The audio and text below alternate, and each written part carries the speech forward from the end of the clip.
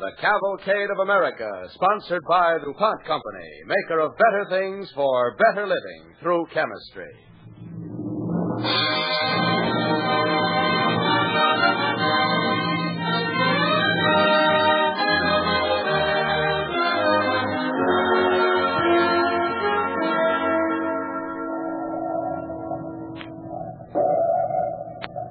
That is the ear of the United States Coast Guard, listening for a submarine. Bearing 214. Nothing there. Pick up anything, Casey? No, sir, not yet. Bearing 215. Nothing there. Bearing 216. Nothing there. Bearing 218. Nothing there. Bearing 220. Contact.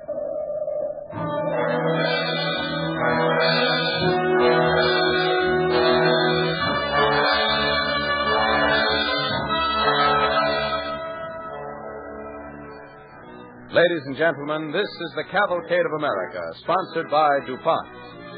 Tonight you ought to hear a story entitled Submarine Astern, starring Ray Milland and written by David Harmon. Later in the program, you will hear from our special guest, George H. Corsten, chief gunner's mate of the Coast Guard cutter Campbell, which recently sank or dispersed 6 German submarines. Listen then to Submarine Astern, starring Ray Milland on the Cavalcade of America, sponsored by the DuPont Company.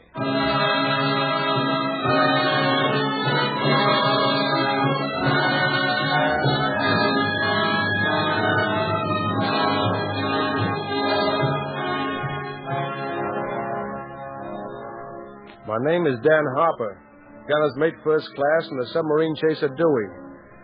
Signed up out of Boston, just for the member of the United States Coast Guard. Right now we're in port, with a few hours to kill, so like every other sailor from Singapore to Salem, you convoy 5'2" a female. Pretty, isn't it, Dan? Oh, say. I mean the music sailor, not that number with the henna rinse. Oh, my error. You aren't making eyes at some Brooklyn special. You're looking back at the table at Pat. Don't worry, she's in good hands. Yeah?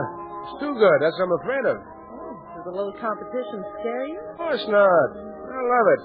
But just for fun, let's go back to the table and see what they're talking about, huh? Uh-huh, just for fun, eh? Pardon me. Excuse me. Coming through. Sorry. Sorry? Save it last. Hello, you two. Hi. As I was saying, Pat, he zoomed out of the clouds and opened up, and there I was. Look, pilot, we don't expect a brass band. Just a nice, friendly hello. Oh, sorry. I was just talking to Pat. So I see. Tired of dancing, Dan? That's not dancing. That floor's the second front. Phil was telling me the most thrilling story about the first time he shot down a Zero. Oh, he was he? Hey, Bosun, did you stick in an oar for the Coast Guard? I was listening. Doris, you ought to get Phil to tell you about it. I'd be glad to. I didn't hear anybody ask. And besides, it's time the Coast Guard got a few words in. That's the trouble with you New Englanders. You got salt water running through your veins. I can remember the time we rescued the crew of that fishing boat, the Mary Ann. It is far off the coast. You're a great help, Pop. That's what I mean, Dan. Say, what do you think we do in that ocean? Go fishing? I thought we were fighting Hitler and the Japs. Oh, this isn't a fight, baby. I'm just setting this eagle straight on the Coast Guard. Oh, Bosun, tell us about the time you caught Fearless Fosdick smuggling in a boatload of French perfume, huh? Say, Phil. What? There's something I'd like to ask you. Well, go right ahead. Do you ever go high enough so that you have to use oxygen? Oh, plenty of times. Well, that accounts for it. I guess it's affected his brain. Let's dance, Phil. Sure. Getting late, Dan. Yeah. Guess you better be shoving off. I'm heading out to sea tomorrow. Hey, Boats, take care of my share of the check, will you? Yeah. I'll give it to you back on the ship. Don't worry, I'll remind you. Yeah, I know. So long, sailor. Goodbye. See if you can catch me a whale, huh?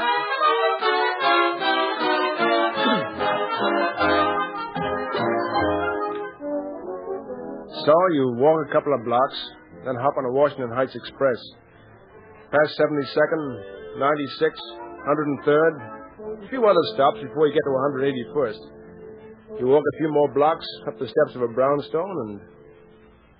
Well, we're here. Yep. You weren't sore, were you, Danny? About what? Well, having Phil tell me how he shot down that plane. Oh, it wasn't that. It's just that I'm kind of sick and tired of having everybody think I'm a beachcomber. Oh, I don't think so, Dan. I know you don't, baby. It's getting late. I gotta get up early. Yeah. So you're careful out at that plant, aren't you? Oh, sure I am. You know, riveting is pretty dangerous work. You got to watch yourself. I worry about you, too, Dan. Uh-huh. Your mother home? She's sleeping by now. You know, these blackouts have some good points, too. You sure do. How long are you going to be gone? I don't know. Can't you tell? Look, I better be shutting off. Dan, once more before you go. Yeah, sure. Keep your chin up, baby.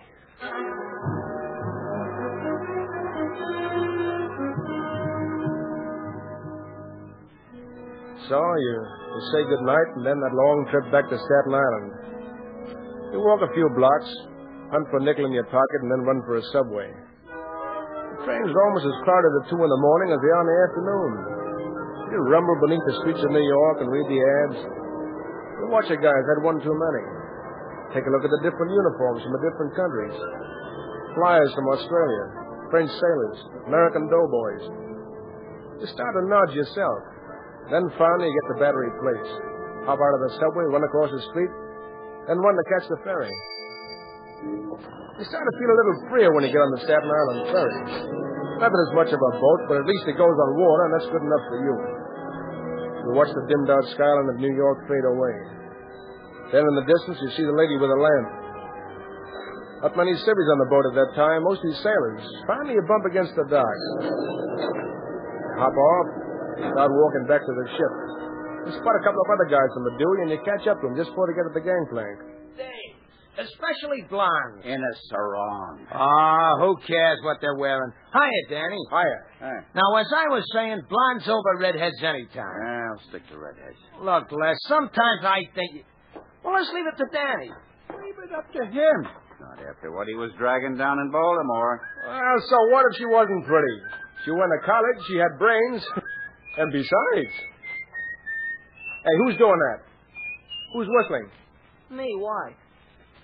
Say, how long you been in the Coast Guard? 5 months. Hasn't anyone told you never to whistle aboard ship? What are you trying to do, jinxes? Don't you know that whistling is just like asking for a storm? Well, I don't know about the rest of you sailors, but I'm going to hit the sack.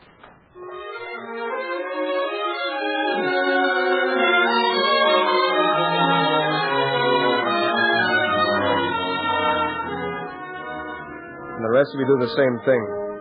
Down the ladder into the belly of the ship. Crawl out of your clothes and into the sack. A couple of the guys are playing acey-deucey. And Buff is snoring as usual. You stretch out and you know you're home. The slight heave of the ship as you ride at anchor. The water snapping against the sides.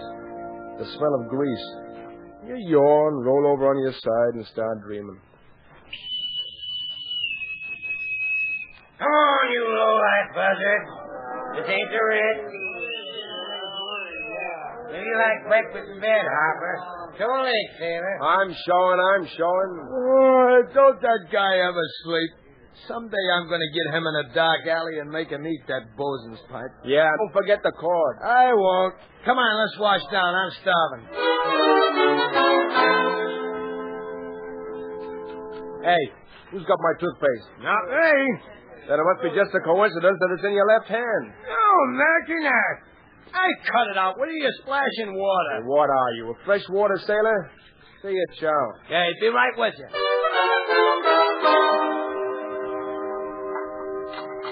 Hiya, Cookie. Come on, sunny side up. This morning deck scrambled. Yeah, you know I like 'em sunny side. Do you want eggs? Of course I want eggs. Just close your eyes, Harper. You'll never know the difference. Where are we headed, Captain?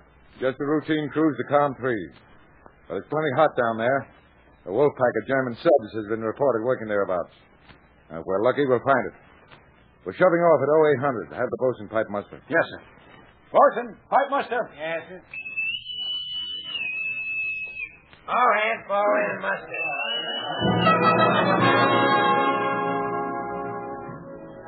You line up while roll is called and you get your instructions. You take care of about 100 different things. The last mooring lines are cast off, and the ship starts to move down past the docks, out into the bay, down the narrows, and out to sea. Butter 15 degrees right. Butter is 15 degrees right, sir. Steer course 185. Course is 185, sir. And you're off. Off to Torpedo Junction.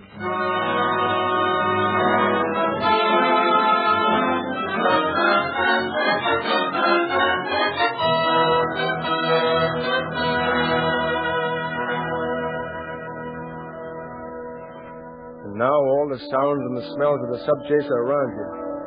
Around you and about 54 other guys. Men on the bridge of the ship, the brain. Helmsman, captain, radio, the young ensign from Buffalo. Standing up there, guarding the ship and all the time listening to the incessant ping, ping of the sound detector.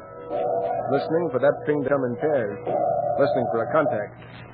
Now, what is it, Mr. Becker? What are our chances if we do spot a sub? Excellent if we spot her first. And the depth charge is sinker. But if she surfaces, we have a fight on our hands. We'll give a good account of ourselves, sir. I don't doubt that. But remember that a sub's a good deal larger than we are.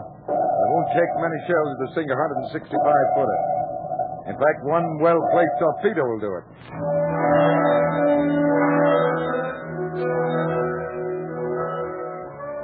A 165-foot cutter with 55 men aboard. And every man aboard can hear the steady thump of the diesels. Even the men who sit in the crow's nest for hours with the wind whistling right through them. Relief for the lookout. Lookout is relief. I sure don't envy you, Lawson. My watch is behind me, and I'm heading for a cup of Jamote. You see anything? Not even a fish. Now, if you don't mind, I'll leave you to your thoughts. I'm freezing.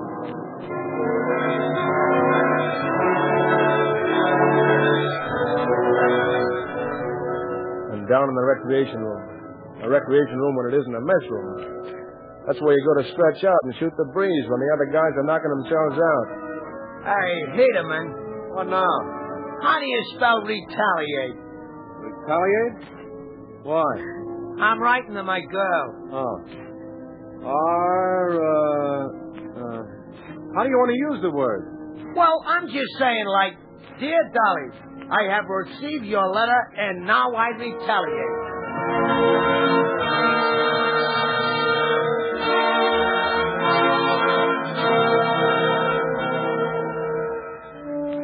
Down in the galley, there's the everlasting symphony of pots and pans banging against the bulkhead. And there's the thump of the engines and the steady ping of the sound detector on the bridge. But if you happen to be on a gun crew, you get plenty of fresh air while you're giving that free incher a beauty treatment. Hand me that hank of waste, will you, kid? We wouldn't know. All we've been shooting at is pop bottles and floating whales. He's kind of touchy about that, kid. You see, every time he leaves the ship, he sinks a sub, and the ship he joins goes dry. It's sort of a game in the Coast Guard. You know, button, who gets stuck with skip? Listen, Sergeant York, I never heard about you bringing in any Germans. That's only because I... Say, what are you wearing? A sweater. My girl made it for me. Looks more like a bathrobe. The ocean is starting to turn green and black. Yeah? The ocean isn't the only thing that's turning green. Well, I'm all right. Looks like we're in for a blow. Look at those clouds. You know, Skip, I remember once when we were in a storm for 10 days. Is that so? Yeah, and all we had to eat would be cold lamb gravy. Getting worse, isn't it? Oh, this is practically calm. Why, I can remember. Yeah, tell him all about it. He'll enjoy it. I've got a wheel watch coming up. See you, chow. I'll be there. So will I. Leave for the watch, sir. Leave the wheel. Course is 185. Wheel has been released, sir. Steering 185. Very well. Lay below. Bearing is 228. Nothing there.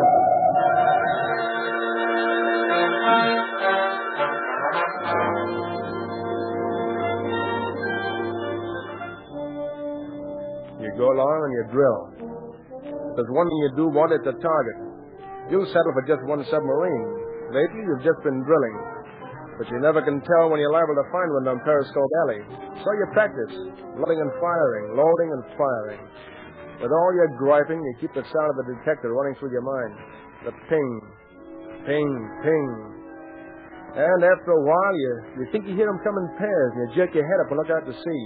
Because maybe, but there's nothing but sea and sky. Pick up anything, Casey? No, sir, not yet. Bearing is 204. Nothing there. Bearing is 206. Nothing there. Bearing is 208. Nothing there.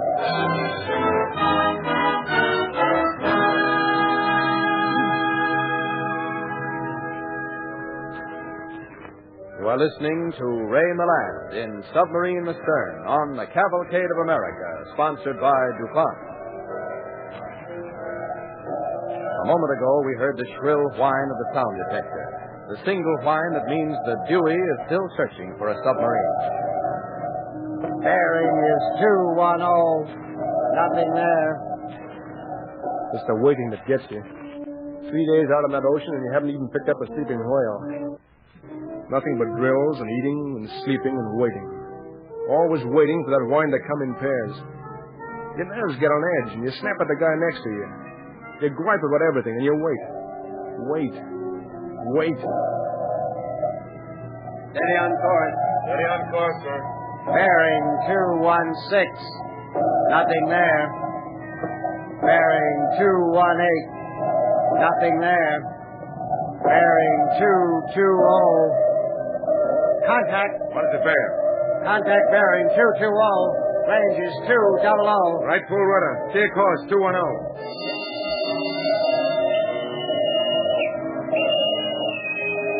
Target changing bearing rapidly to the right, sir. He's wise to us. Right full rudder. Steer course 220. All right, sir. Course is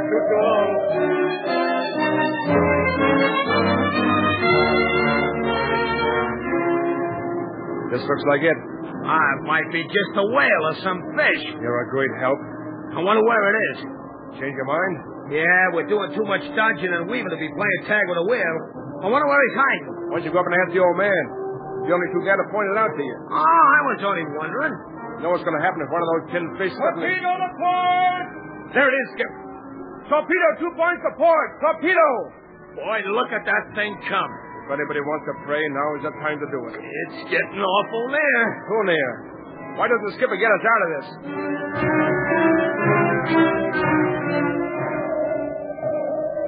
Right full rudder, steer course 240. Rudder is full right, sir. Steady on course 240. We turn it off. Maybe. Maybe.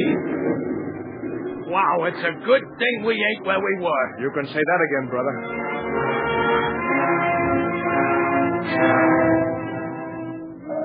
Set all depth charges 100 feet. Set all depth charges 100 feet. All depth charges are set, sir. That Heine won't miss on the next one. Bearing 224. Range is 165. Steer course 224. Steady on course 224, sir. We'll keep bearing right down on them. Our only chance is to throw those ice cans before he has a chance to send another torpedo. Bearing is 230. Range is 150. Target bearing changing rapidly to the right, sir. Steer course 240. Steady on course 240. You think they'll let go with another one? They will if they get a chance. Now stop talking about it and look. I'm looking.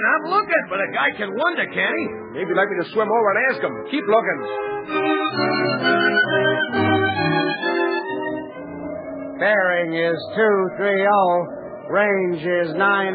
Steady on course. Steady on course it is, sir. Stand by to drop pattern number 4. Standing by to drop pattern number 4, sir. Range is 65. I bet that water is cold. You sure picked a swell time we're talking about swimming. Why don't we drop those charges already? Mackley, stop bothering me with questions. I got things on my mind. Range is 400. Bearing is 290. Right 15 degrees rudder. Steer course 290. Rudder is 15 degrees right, sir. Steady on course 290. Range is 4... Lost contact, sir. Well, flank it. Yes, sir. Count it back, sir. Range is 450. Bearing is 242. Stand by to drop charges. Standing by to drop charges, sir. Stand by to drop charges. Does that answer your question? I'm still sweating. You've got good reason to.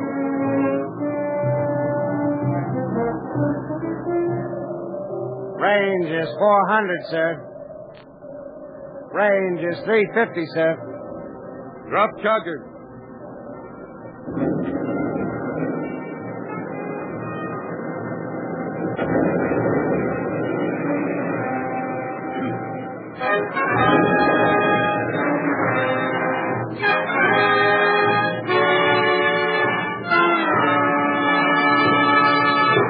What are our chances, Danny? Pretty good if the depth charges point it. Not so hot if she surfaces, we have to fight it out with deck guns. I never knew these boats were so small. They can hold their own. The way that water shoots up, it looks like a picture I sold from a thing called Old Faithful. Never mind the scenery, Rembrandt, for oil and wreckage. Oh, the way this ship is weaving around. There she is. Well, this is where I find out why we practice. You ain't kidding. All guns target. 2 points on port quarter. Range is 550. Scale 496. Commence firing. Well, you heard him. Come on, let's go. Ready, 1. Fire. Ready, 2. Fire.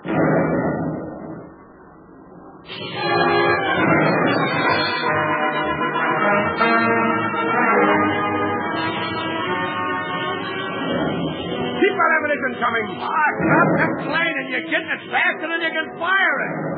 Keep that machine gun firing. Damn. Well, fix it.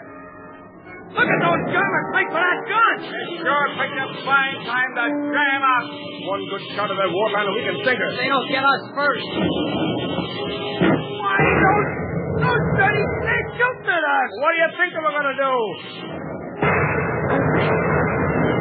You okay, Dan? Yeah, I'm okay. What's the gun? We caught a real one that time.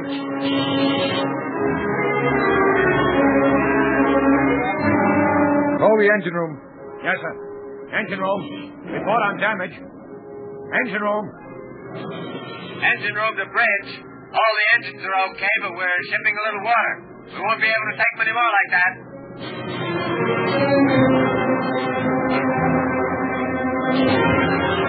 That was a lucky hit.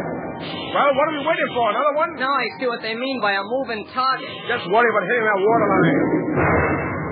Hey, they tore away some of the rigging with that one. I can see it. Things are really getting hot. Well, it's them or us. Come on, baby. Put those shells home. We're counting on you. They've really got their range. Don't be so happy. They got ours, too. Hey, Hopper, sink that thing already. I'm getting tired. And it is for you, Skip. Ho-ho! Get it! It's going down. Say, if I'd have known that's what you were waiting for, I'd have asked you sooner. Cease firing. Stand by to pick up survivors. Now for a close look at some of those Nazis. Hey, there's one now. Hey, grab a hold of this. Well, you bet that water's freezing. That's their worry. Come on, get up here. Over there with your buddies, chum. Hey, there's another one. Hey, the fishing's pretty good. Looks like you caught some gold braid on this one. So I did. Thank you. Hello, this one speaks American. I'm Captain Schweitzer. Would you please take me to your captain? Yeah. Walk in front. I'll tell you where to go. I'd like to tell him, too. Hopper reporting, sir. This is the captain of that sub. So I see. Good shooting, Hopper. Thank you, sir. And now, Captain, if you step into my quarters. These are pretty dangerous waters, Captain. What were you doing around here? I have been waiting on the bottom for 3 days for a convoy to pass. I thought you were the first ship. That's why I picked up my sound. I see. It's embarrassing to be sunk by such a small ship. Fortunes of war, Captain.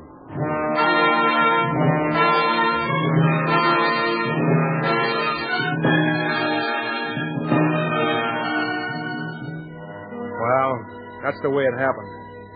And the next time I get shore leave and catch up with that aviator, I'm going to tell him the Coast Guard motto. Semper Paratus, always ready.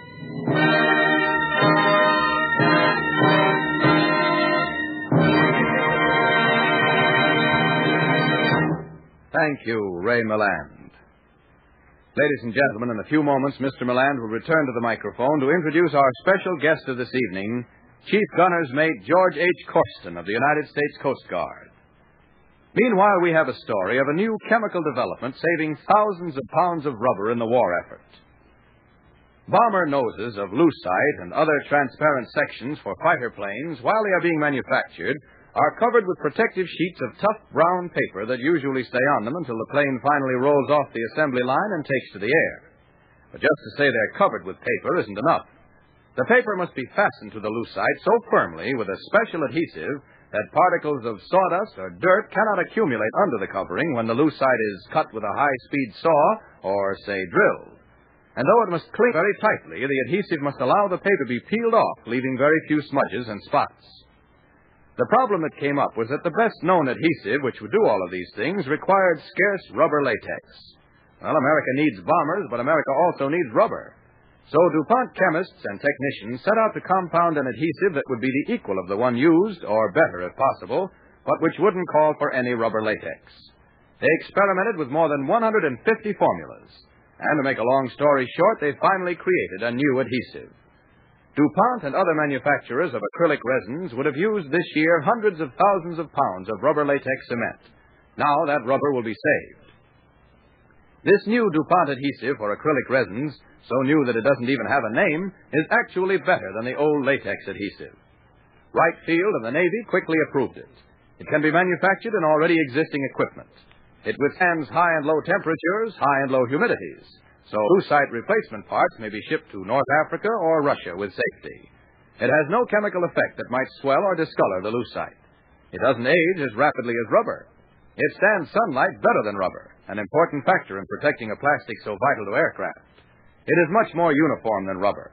In fact, it has everything rubber has for this purpose, plus other advantages. The new adhesive, replacing a more critical material, was developed by DuPont at the request of the Army, the Navy, and the War Production Board.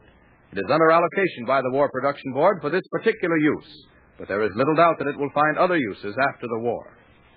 Another wartime problem has been solved. Another wartime conservation measure has succeeded, thanks to the DuPont know-how, which brings you better things for better living through chemistry. And now, the star of tonight's cavalcade, Ray Milland.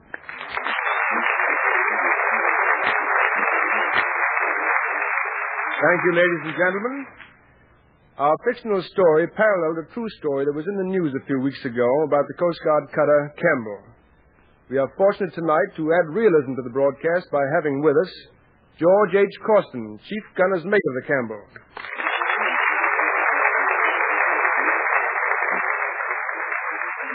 Thank you, Mr. Milland. I really enjoyed your show.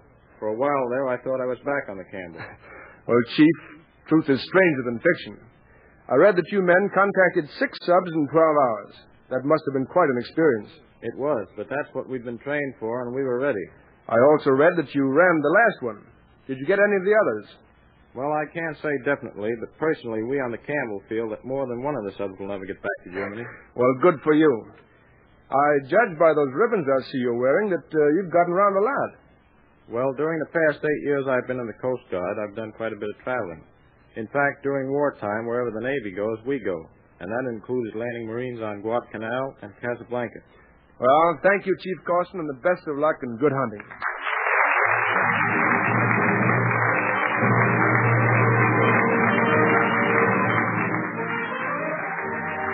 A week from tomorrow, April 13th, throughout the United States and in every country in the world where the democratic way of life prevails, the birthday of Thomas Jefferson will be celebrated. In special observance of the occasion, Cavalcade will present a new radio play, The Lengthening Shadow, in tribute to Jefferson. Our star will be Frederick March.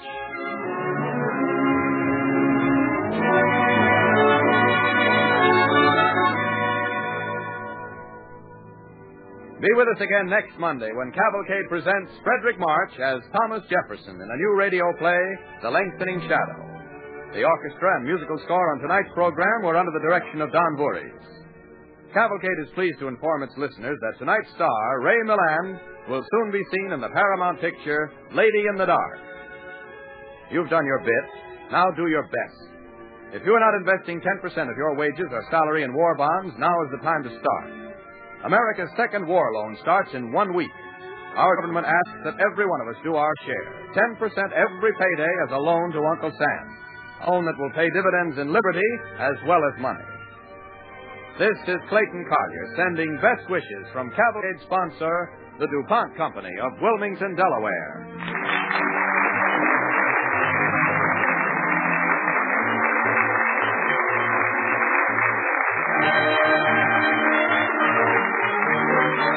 This program came to you from New York.